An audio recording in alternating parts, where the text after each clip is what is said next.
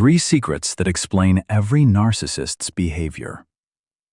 What if I told you that the person who shattered your self-worth, the one who walked around radiating supreme confidence, is actually living a life fueled by sheer, unadulterated terror? We spend so much time focusing on their behaviors, the gaslighting, the rage, the constant need for attention, that we often miss the terrifying engine underneath it all. I'm not talking about theories today, friends. I'm talking about the raw, vulnerable, and deeply destructive truths that every single narcissist, whether they're overt and grandiose or covert and victim-playing, works tirelessly to keep hidden. If you've ever wondered what goes on inside their heads when the mask slips, buckle up, because we are about to reveal the 3 most profound secrets they hope you never, ever discover. These secrets aren't just details. They are the keys to understanding why they act the way they do, and, more importantly, the crucial information you need to reclaim your power and finally break free from the cycle of abuse and manipulation they orchestrate. Well, hello there, everyone, and welcome back to the channel. Thank you for joining me for what is going to be a really heavy but incredibly necessary conversation today. When we discuss narcissism, it's easy to get bogged down in the surface-level damage, but the real breakthrough in healing comes when we understand the core wound that drives the entire personality structure. Narcissism isn't a choice. It's a defense mechanism built upon a foundation of absolute emptiness and paralyzing fear. This entire elaborate persona they project, the success stories, the flawless appearance, the constant bragging, it's all a smokescreen designed to keep one fundamental truth buried deep down in the dark, a truth so humiliating and terrifying that its mere existence threatens to annihilate their entire carefully constructed reality, leading us straight into the first seismic secret they guard with their lives. Secret number 1, the most foundational and painful truth they carry, is this: they live in a constant state of crippling shame and know, deep down, that they are fundamentally inadequate. They don't just fear being inadequate, they operate from the core belief that they are inadequate, a belief that dates back to some early life trauma or relational injury where they learned that their authentic self was not safe, acceptable, or lovable. This isn't the kind of shame you feel when you make a mistake. This is existential shame, the feeling that their very being is fundamentally flawed, worthless, and utterly unlovable by any genuine standard. They try to bury this toxic, corrosive belief system under layers of external validation and perceived superiority, but it's always bubbling right beneath the surface, waiting to erupt. This hidden shame explains why their defenses are so disproportionately aggressive. Anytime you try to offer constructive criticism, or simply disagree with them, they don't hear a differing opinion. They hear a direct, catastrophic indictment of their worthless inner self. The rage that follows, the immediate need to deflect, gaslight, and turn the tables on you, is not about winning an argument. It's about surviving an existential threat. They project their internal disgust onto you, needing desperately to make you feel worthless so that they can, for one brief moment, feel slightly less terrified of their own self-hatred. It's a mechanism of survival, a twisted form of emotional CPR where they suck the oxygen out of your life force just to keep their fragile, wounded inner child from completely collapsing under the weight of its own historical trauma and insecurity. Understanding this dynamic shows you why accountability is an absolute impossibility for them. If a narcissist admits to a flaw, a mistake, or an error in judgment, they feel that their entire elaborate structure of perfection will crumble, exposing the rotten, shameful core underneath. They must maintain the illusion of being flawless, omnipotent, and beyond reproach, because the alternative is to face the terrifying, dark chasm of inadequacy they spend every waking moment running from. This isn't just about protecting their reputation. It's about protecting their very identity, which is paper-thin and easily destroyed by the slightest touch of reality or the smallest amount of legitimate constructive feedback from anyone who dares suggest they aren't the infallible genius they claim to be in every single domain. Their entire life is, therefore, a massive performance geared toward convincing the world, and more importantly themselves, that the shameful inner self doesn't exist. This is why material possessions, status, titles, and associating with important people become such critical components of their identity. These external markers are bandages slapped onto a gaping internal wound, temporary measures to distract them from the constant, low-level hum of anxiety and self-loathing that plagues their existence. They need these things not because they genuinely enjoy them, but because they serve as proof to the world that they are worthy of respect and admiration, and proof to themselves that they aren't the despised failure their internal monologue constantly reminds them that they are, often through vicious self-talk. This constant need for external affirmation means that true intimacy is impossible. Intimacy requires authentic vulnerability and the willingness to be seen completely, flaws and all. But the narcissist cannot afford to be seen. If you truly saw the depth of their fear and shame, they believe you would reject them completely, just as they internally reject their own wounded self. So, they keep everyone at arm's length, substituting genuine connection with calculated performances of love and care, creating superficial bonds that serve only to feed their supply needs, rather than foster a deeply felt, reciprocal relationship built on mutual respect and shared vulnerability. A concept entirely alien to their operating system. The terrifying vulnerability of their shame is why they are masters of preemptive strike. They will often accuse you of doing exactly what they are doing, projecting their own hidden inadequacies and moral failings onto you, before you can even articulate a criticism of them. For instance, an unfaithful narcissist might constantly accuse their partner of cheating, because the thought of being betrayed triggers their deepest fear of being inadequate and discarded, and they want to control the narrative. By attacking first, they control the frame of the conversation, keeping the focus squarely on your supposed flaws, ensuring that the spotlight never shines too brightly on the festering wound of their own hidden character defects and deep-seated insecurities that threaten to burst out. This overwhelming, foundational shame is the engine, but the next secret is the mechanism of action. It's the critical piece of information that separates accidental hurt from calculated abuse, and it's perhaps the most heartbreaking realization for those who have loved a narcissist.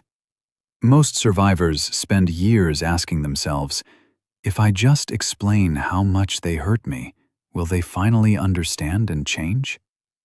This leads us directly to the second devastating secret they keep hidden from the world and from you. A secret that confirms the conscious nature of their manipulation tactics and strategic cruelty. Secret number 2 is simply this: they know they are manipulating you.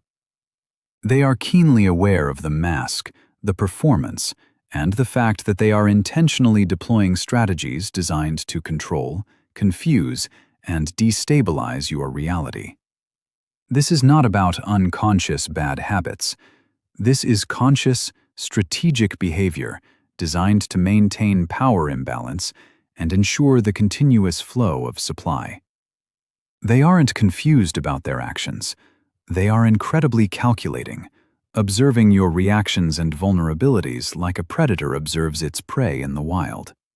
They know exactly which buttons to push to get the desired emotional response, whether that's intense adoration or fearful compliance. Think about the gaslighting process. Gaslighting is not just lying, it's a systematic attempt to make you doubt your own perception, memory, and sanity.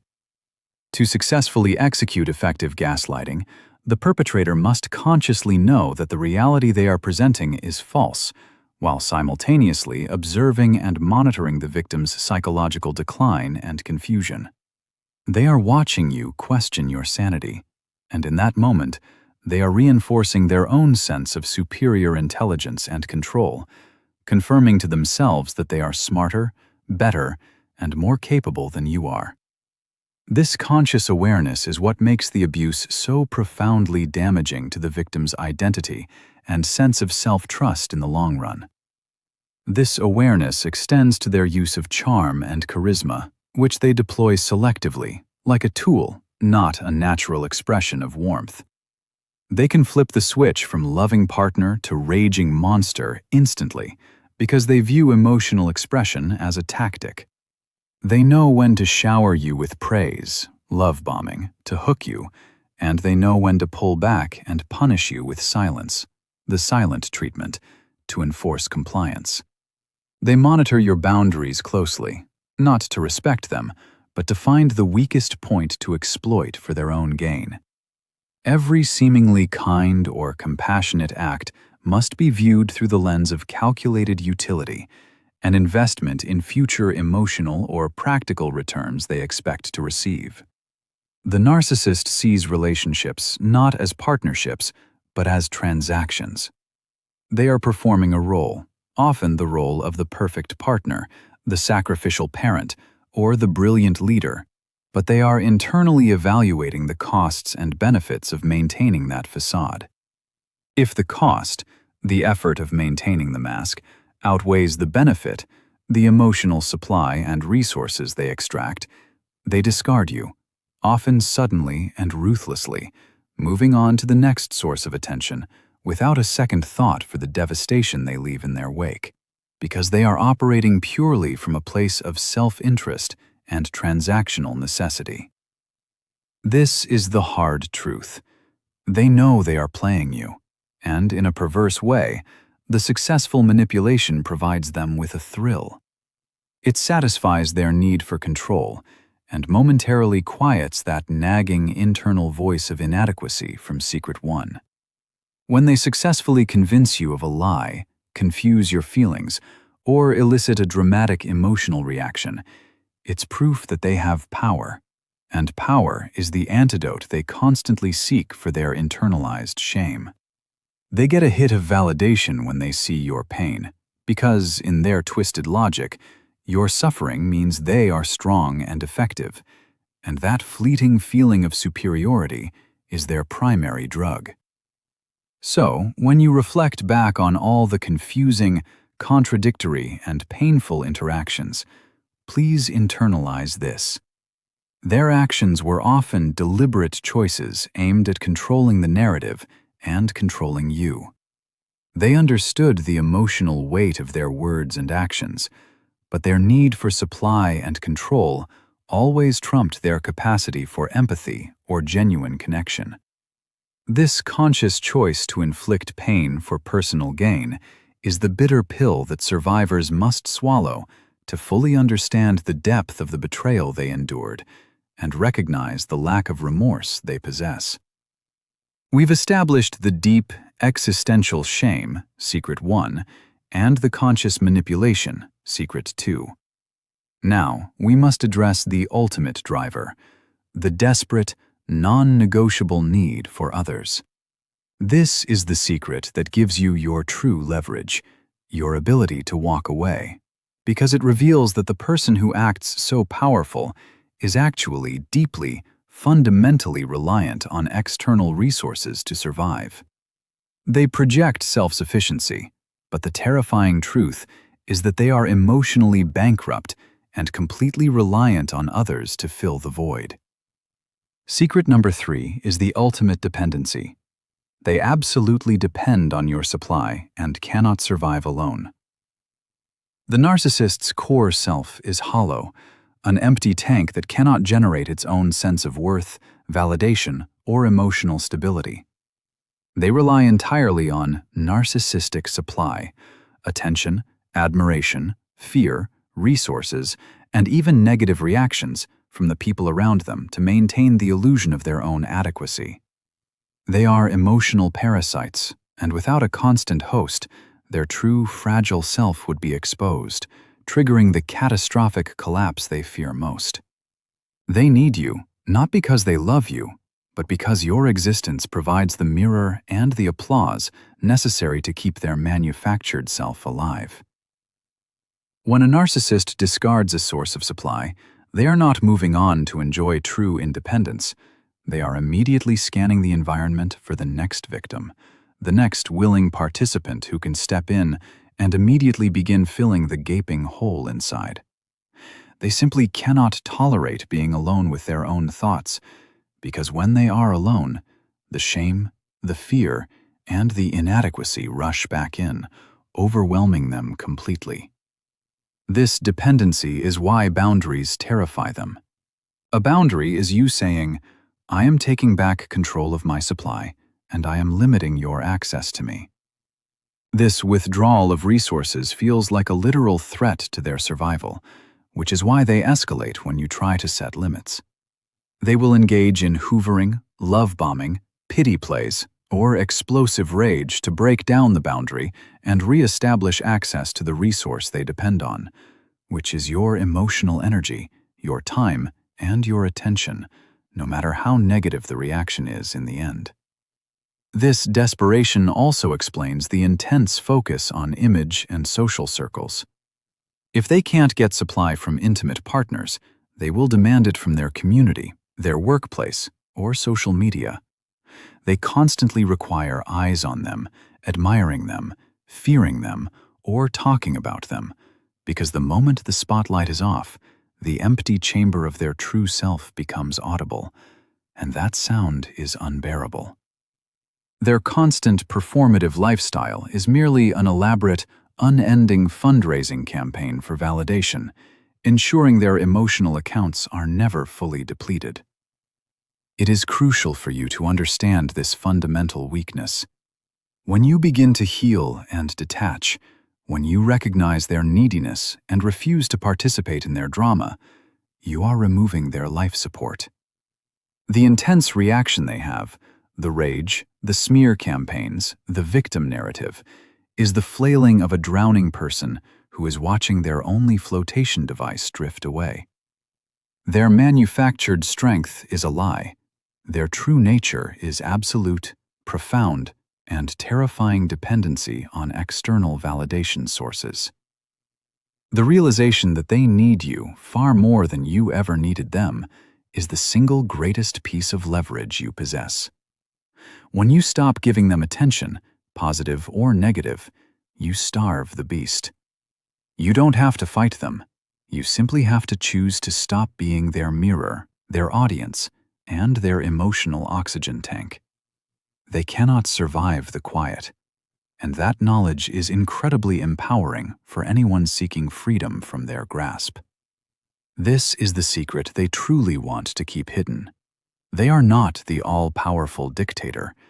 They are the desperate, fragile child who can't tie their own shoes without applause. So, let's bring these three heavy truths together. The narcissist is crippled by paralyzing internal shame. They consciously choose to manipulate you to manage that shame.